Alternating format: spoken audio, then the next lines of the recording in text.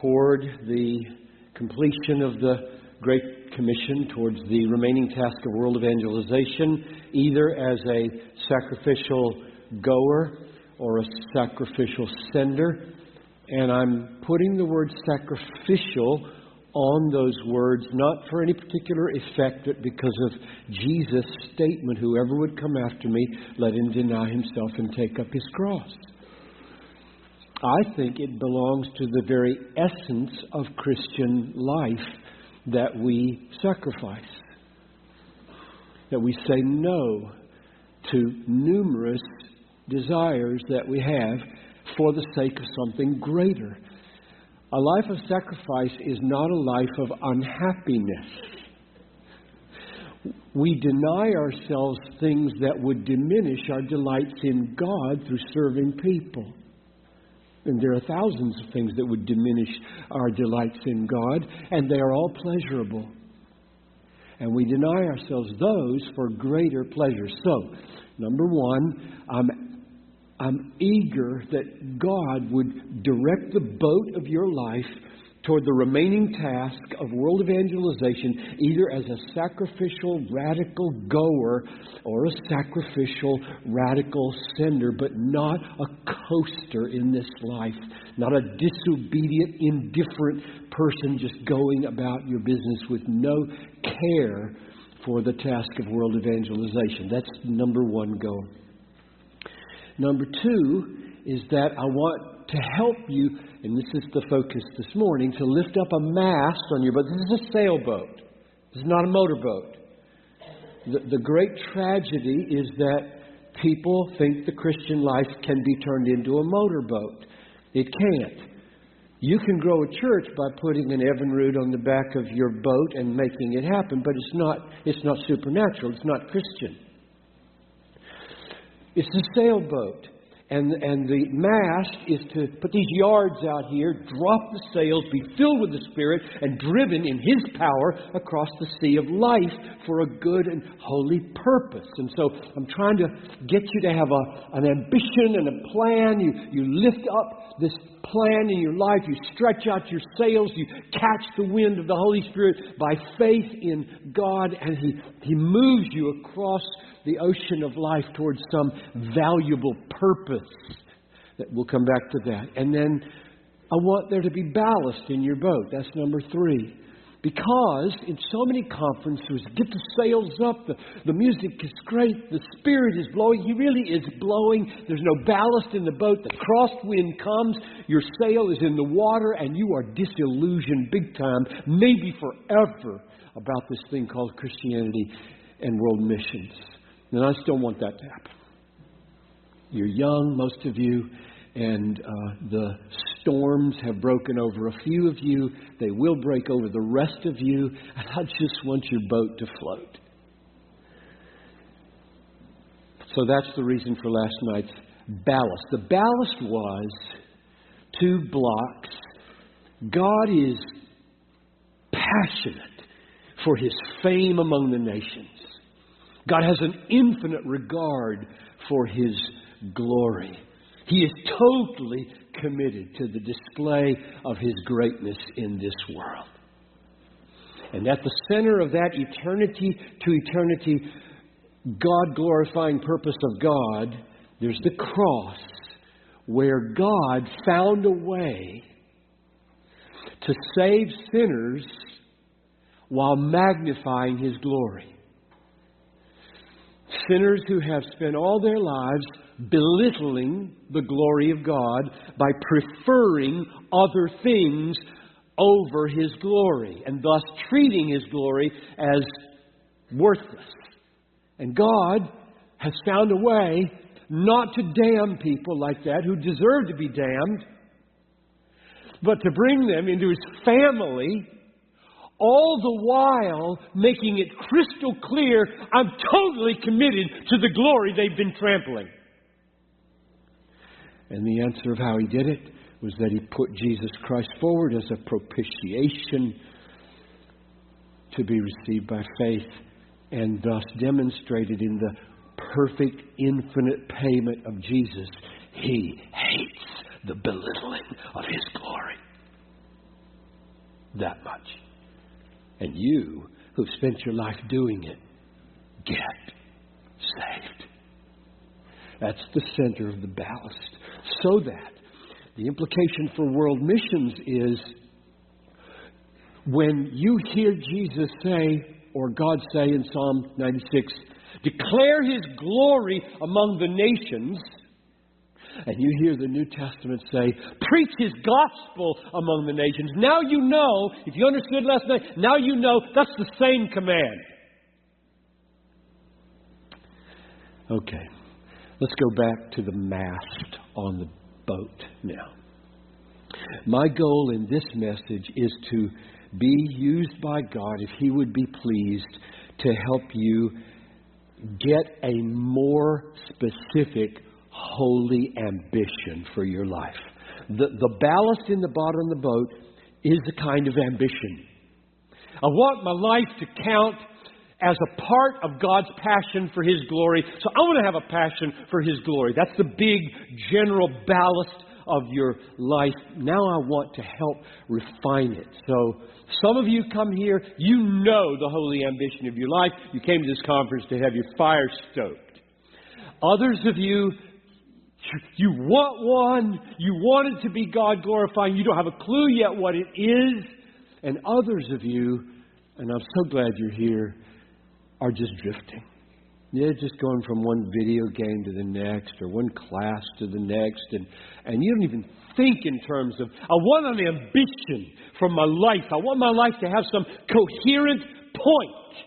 You haven't even gotten there yet, and I hope I can be of a help to you to just get you on board in the quest for such a holy ambition. So whether you're here already knowing it, getting your fire stoked, or whether you want it desperately and you'd like some help right now for clarity, or whether you're just drifting and you need to be brought on board, I'm here for you. And I'm inviting you now to go to Romans 15 if you have a Bible, because we're going to base the rest of our thoughts on this amazing passage where Paul talks about his ambition. And I hope God speaks to you very personally from this text. So Lord, do that even as I read the text. Romans 15, we'll read verses 18 to 24. I will not venture to speak of anything except what Christ has accomplished through me to bring the Gentiles, the nations, to obedience by word and deed.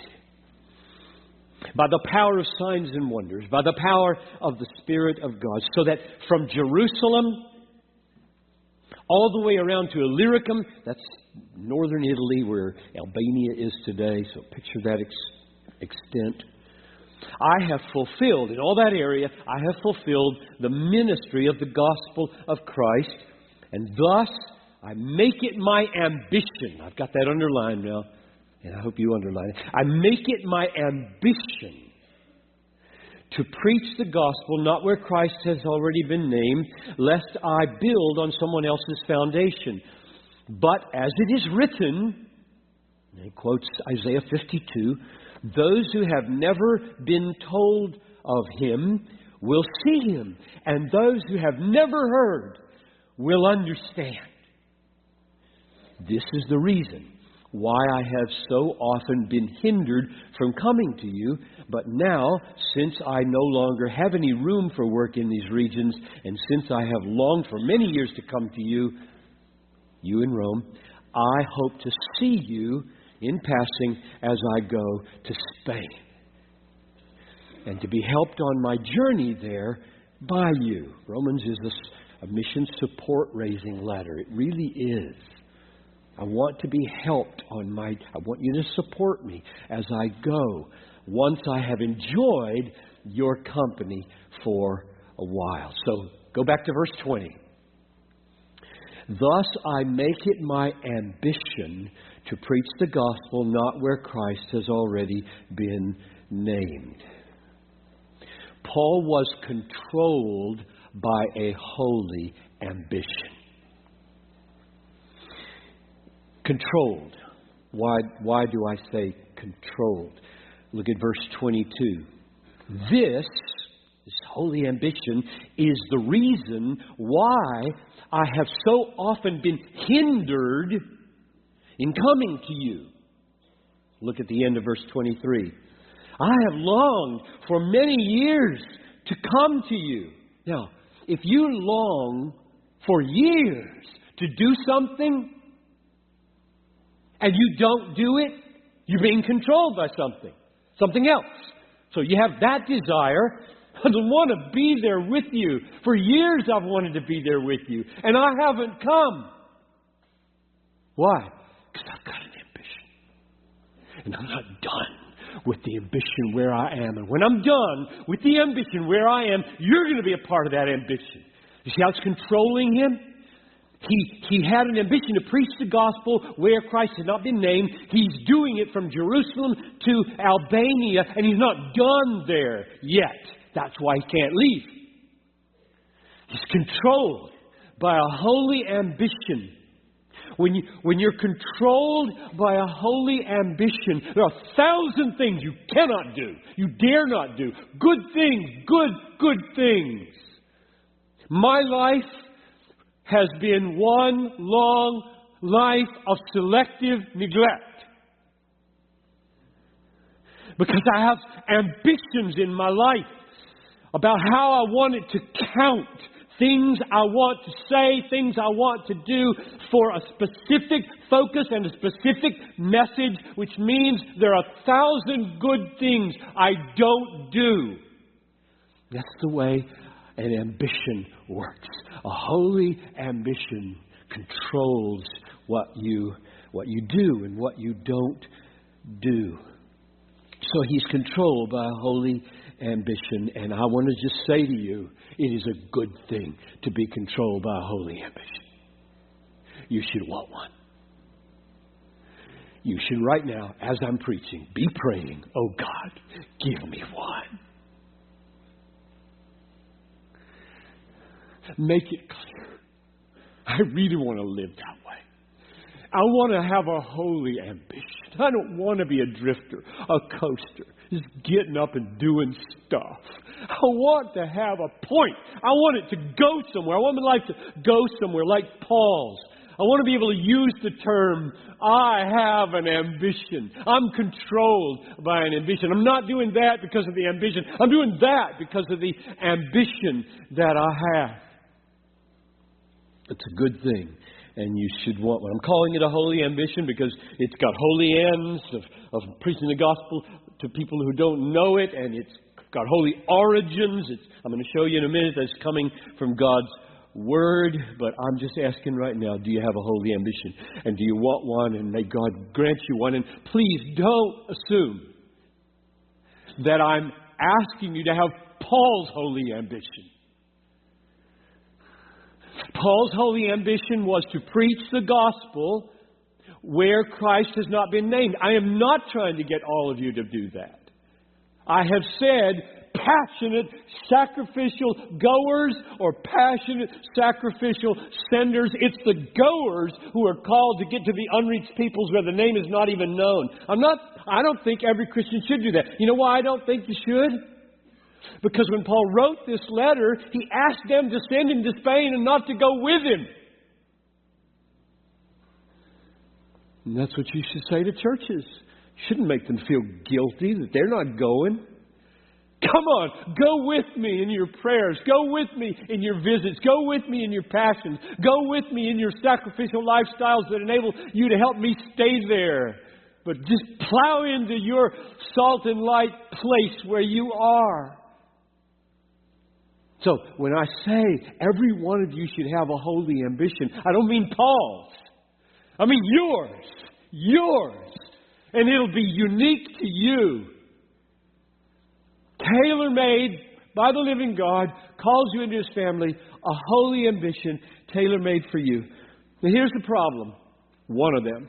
Your generation, I'm thinking of the younger people now among us, say at the end of your teens, beginning of your 20s, your generation has a huge obstacle to getting a holy ambition. And the reason is because you're growing up so slow. Books are being written about you. Christian Smith is a professor at Notre Dame reviewed 6 of these books about your tribe. Teenager and adolescent, this is a quote now, teenager and adolescence as representing a distinct stage in life were very much 20th century inventions. So, the word teenager didn't exist before 100 years ago. And adolescence didn't exist. Those are real realities that didn't technically exist. Nobody would have recognized them 200 years ago. Jonathan Edwards wouldn't know what you're talking about. You say, well, the young people in your church are in adolescence. Wouldn't have a clue what you meant. They were created in the 20th century, inventions brought into being by changes in mass education, child labor laws, urbanization, suburbanization, mass consumerism, the media. Similarly, a new, distinct, and important stage in life, situated between the teenage years and full-fledged adulthood, has emerged in our culture in recent decades. This is you. Reshaping the meaning of self, youth, relationships, life commitments, as well as a variety of behaviors and dispositions among the young. What has emerged from this new situation has been variously labeled extended adolescence, youthhood, adultolescence, young adulthood, 20-somethings, and emergent adulthood. And then he says one of the ways of describing this group is the tendency to delay full-fledged adulthood. So the characteristics of these 18 to 30-year-olds go like this. 1, identity exploration. 2, instability. 3, focus on self. 4, feeling in limbo, in transition, in between. 5, a sense of possibilities and opportunities and unparalleled hope. These, of course, are also often accompanied by big doses of transience, confusion, anxiety, self-obsession, melodrama, conflict, disappointment. End of quote. So there's an obstacle for you. You're part of a culture that is not growing up nearly as fast as 300 years ago. People married when they were 16. You shouldn't. You're not ready at 17 to marry. They were. Because they became adults at about 12, 13. There were rights, there was work, there was training, there was expectation. Everything about the culture made it work. Today, no way would that work. Because it's all against you. Churches don't work that way. They keep you playing until you go to college. They do. Youth ministries are built around play. The whole thing, the culture, the media, the TV, the internet, the churches, they're all designed to keep you from growing up. So I'm aware of that, and I'm not making light of it. It's just a reality. I wish it weren't, but it is. Little girls, let's talk to the women for a minute. So most little girls play with dolls when they're little. That's a good thing. I've got one little girl, 4 sons, so I learned a little bit about girls in the last 17 years. Raised 4 sons, and then along came Talitha.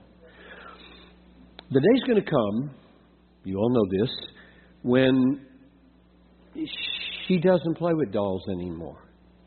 She's now about 11, and she can work in the real nursery at church.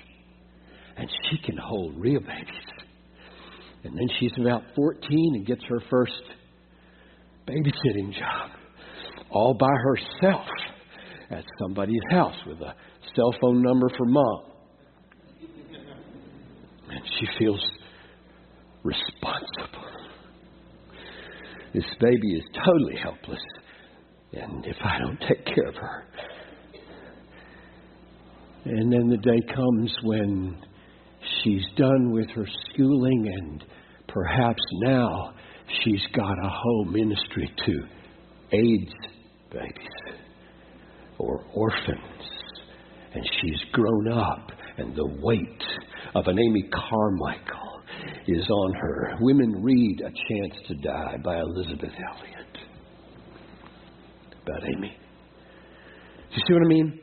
It's a good thing to play with dolls, but not at 20.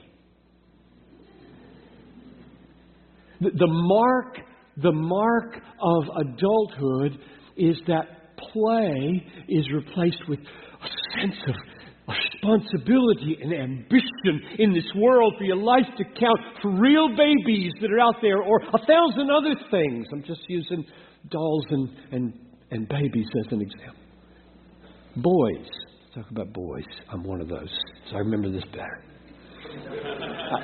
Boys like balls and trucks and guns.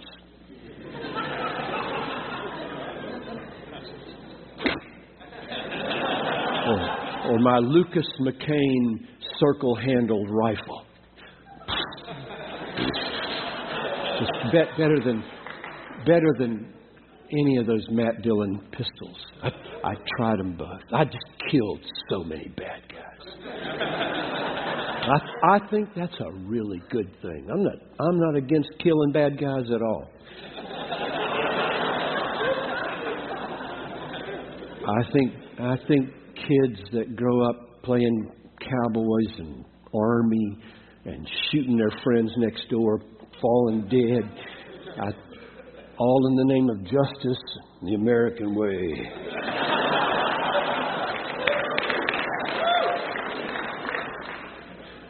But the day's going to come, guys, when you don't even do that anymore with a video game. This is what guys are doing when they're 25 and 28.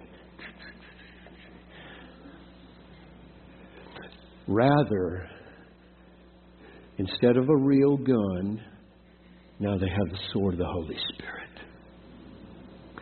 And they're driving truckloads of mercy into hard places. And they're doing athletic ministries on the streets of Mumbai or Mexico City. Now it's become an ambition. That's the difference between being a child and being an adult, is that you get an ambition to take everything that you once played with and make it go somewhere for a high and holy purpose. So I'm simply saying, when Paul says he had a holy ambition, that's a good thing. And I would like to encourage you to go ahead and grow up and just be countercultural enough to say, I don't need to be like that. I don't need to wait till I'm 35 to get a job. I don't need to wait till I'm 35 to figure out what life is about. I can do this now. I'm 19. I'm going to get an ambition for my life. It's going to help me not do things. It's going to help me do things. And here's my next question. Where does that come from? More specifically, where do you get it? Let's go to verse 20 and 21 and notice the connection between the verses, which I think is just stunningly helpful, practically for your life. Thus I make it my ambition, verse 20, thus I make it my ambition to preach the gospel not where Christ has already been named, lest I build on someone else's foundations. That's his ambition. Where did he get it? Where did that come from? But as it is written, and then he quotes the Bible, Isaiah 52:15, those who have never been told of him will see him, and those who have never heard will understand. Now here's what's amazing. Jesus, the risen Christ, knocked Paul off his horse on the Damascus road and told him what he's going to do. Just told him, I am sending you to the Gentiles to open their eyes so that they may turn from darkness to light and from the power of Satan to God, that they may receive forgiveness of sins and a place among those who are sanctified by faith in me. You're probably not going to have an experience like that. Paul did. He told him, you're mine. I chose you before you were born. You're my apostle to the Gentiles. You're going to speak to people who never heard of me. Get moving. You've got your ambition, your orders. You're on. And when he told you in verse 21 where his ambition came from, he never referred to that. Why? I mean, why didn't he say, thus I make it my ambition to preach the gospel where Christ has already not been named, because Jesus told me to? instead of quoting the Bible. He goes to the Bible to warrant his mission. I think he did it for you, so I could preach this sermon. I really do. I mean, he didn't think of the sermon, but I think he was doing it for the Romans and for the succeeding generations with the offshoot. We're not going to get a Damascus Road thing like that. But you can read Isaiah. I mean, isn't that amazing? Here's the way it works. Now let's testify from my own life. Here's the way it works. If you were to ask me right now, which you are, you should be, so what are you saying is the specific way I discern my holy ambition? My answer is immerse yourself in the Bible, pleading with God to make some verse or some strategy or some trajectory or some truth so burn, so continuously and so firmly and deeply and unshakably, you know that's me. I was lying in the hospital, the infirmary of Wheaton College, 1966, as a 20-year-old, madly in love with Noel Henry, and thinking I was going to be a doctor and needed to take organic chemistry to catch up with my pre-med stuff. And John Harold Ockengay was preaching 200 yards to the west, and I was listening to it on the WETN campus radio station. And as he preached, that happened to me. Everything changed. I don't even remember the text. All I know is everything in me burned with Bible. And when that 4-day series of messages was over, I said to my girlfriend, I know you were falling in love with a doctor. But please, I'm not going to be a doctor.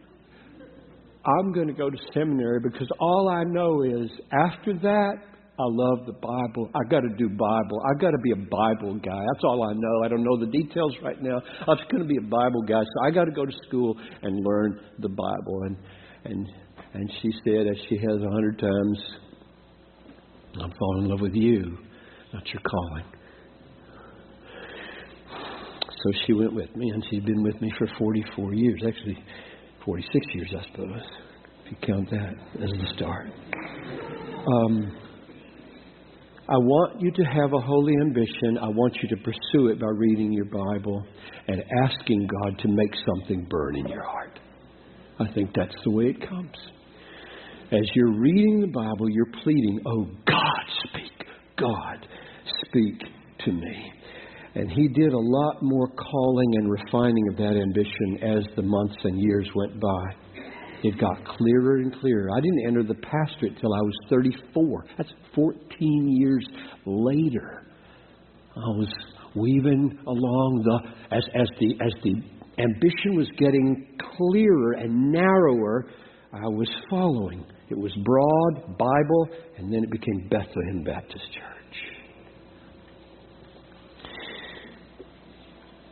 There is an immeasurable need that every ambition should care about. I don't think the word ambition I know is a dangerous word. It's usually associated with vanity and ego, and I'm pleading that it can be holy. So I'm putting the word holy on the front of it. Every holy ambition is an expression of love for people.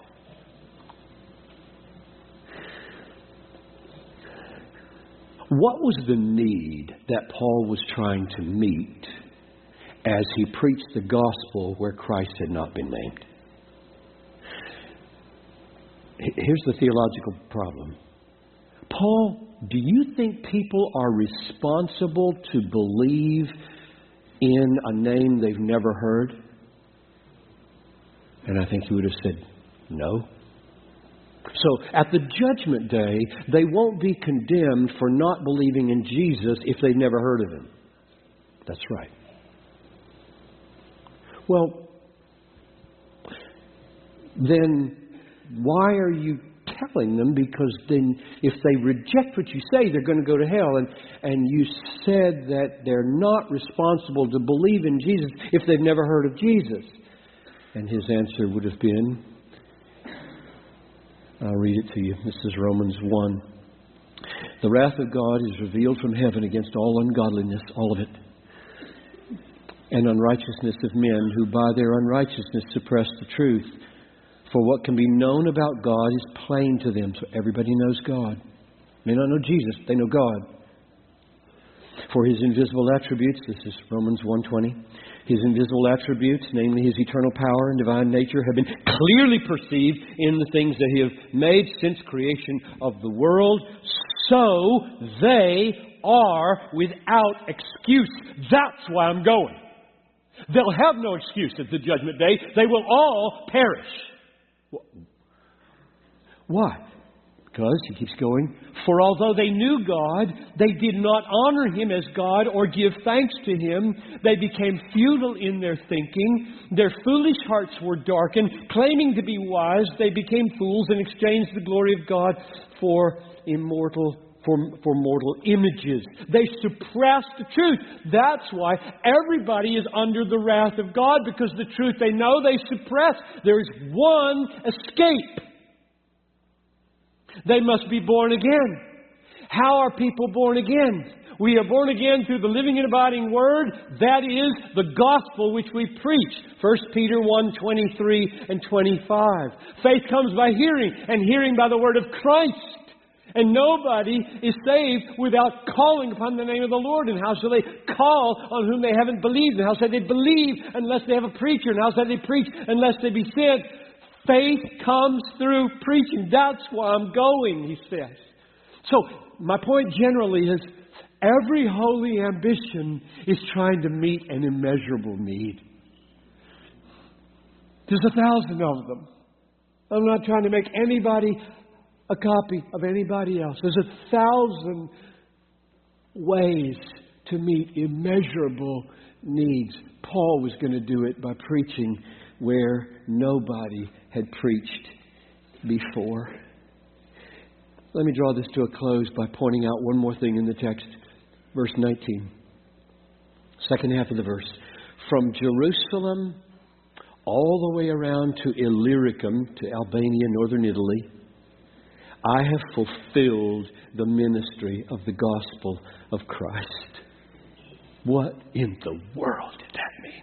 In fact, he said in verse 23, I no longer have any room for work in these regions. That's crazy.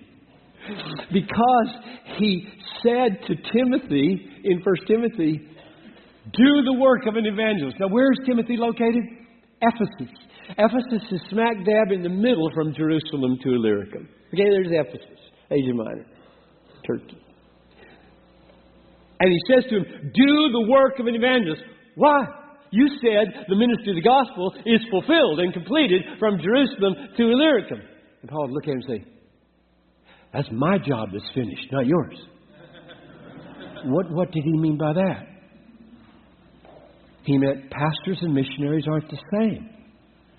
Pastors are responsible to mobilize their churches to do the evangelism of their districts and their regions and their cities. Missionaries are not. Missionaries plant churches where they don't exist and raise up pastors to do that. A missionary is a real reality. I don't like it when pastors say, we're all missionaries. That's not true. It ruins people's understanding of this radical, unique thing that some of you came to this conference to get called to do. Namely, be a cross-cultural, frontier, pioneer, church-planting missionary among the unreached peoples of the world. So when Paul said, I have fulfilled the ministry of the gospel from Jerusalem to Illyricum, he meant missionary work here is over. That's amazing. Tens of thousands of people need to be converted in Turkey. Then and now. And Paul's finished. Some of you are called to do that. Not all of you. It's a pretty unusual group, really. It's a pretty unusual group. But in this group that came to a missions conference, something's rumbling in your hearts. And I'm just trying to clarify who you are. Some of you. You are the Paul type missionary. Timothy is another type of minister. I am not a missionary. I have labored over this for years. Every time our missionary conference rolls around, should I be in Minneapolis? There's 1,200 evangelical churches in Minneapolis. I'm one of them. In Mumbai, what? Saudi Arabia, Afghanistan, Iran, Iraq, Chad. Why aren't I there? Now I'm 67, not going to be a pastor anymore. Maybe I should be there. I do wrestle with those things. What should I do with the next chapter of my life? Sure don't want to waste it. Don't play golf in Arizona. Oh, if you catch me doing that, don't read another